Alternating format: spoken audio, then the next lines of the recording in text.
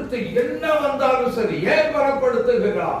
என்ன சோதனை, என்ன போராட்டம், என்ன எதிர்ப்புகள், அத்தனை மேற்கொள்வதற்கு ஜெபிக்கிற தேவ பிள்ளைகளை கர்த்தர் பலப்படுத்துகிறவராக இருக்கிறார். ஹல்லேலூயா, ஹல்லேலூயா.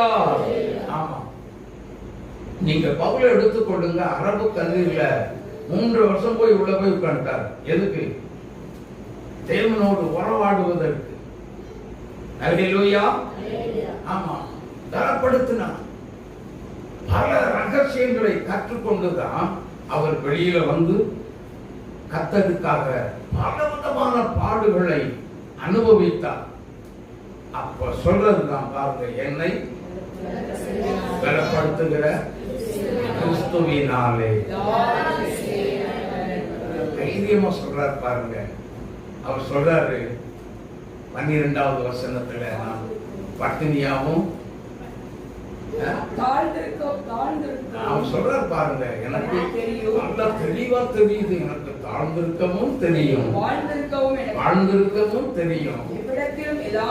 எவ்விடத்திலும் எந்த சூழல வந்தாலும்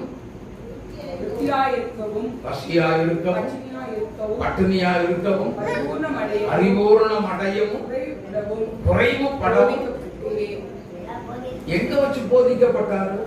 அந்த அரபு கல்வியில வச்சுதான் கர்த்தர் போதித்து அவருக்கு தெளிவுபடுத்தி, நீ இப்படி எல்லாம் சகிக்க வேண்டியிருக்கும், பாடுகளை அனுபவிக்க வேண்டியது இருக்கும்.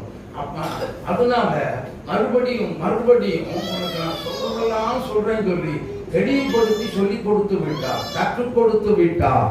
ஹல்லேலூயா. ஆண்டவர் அவருக்கு, ஏன்னா காரணம் என்னன்னா, அவருக்கும் ஆவியானவருக்கும் ஒரு நெருங்கிய ஒரு தொடர்பு இருந்தபடியினால் பலவிதமான போராட்டத்திலும் மரணக்கட்டு வரைக்கும் வந்தது. அத்தனை மரணக்கட்டு வரைக்கும் எப்படினாலும் பவுல் இன்னைக்கு என்ன பண்ணிடணும்? க்ளோஸ் பண்ணிடணும். ஆமென். கப்பல் கொண்டு போறாங்க, போகிற வழியில பயங்கர சேதம் வந்துருச்சு. அவனை கொண்டு போன அதிகாரி அவளை க்ளோஸ் பண்ணிடலாம் அப்படின்னு சொல்லி முடிவு பண்றான். இந்த சமயத்துல தான் அதுல ஒருவன் காப்பாற்றுறான். ஆமென். அவரை காப்பாற்றுவதற்கு ஒருத்தனை கர்த்தர் அங்கே எழுப்புகிறார். ஹல்லேலூயா. ஆனா அந்த பவுல் மூலமாகத்தான் மரண சேதத்தில் இருந்து விடுதலை செய்து கப்பர் சேதத்தை கர்த்தர் மாத்திரம் அனுமதித்தார். ஹல்லேலூயா, ஹல்லேலூயா.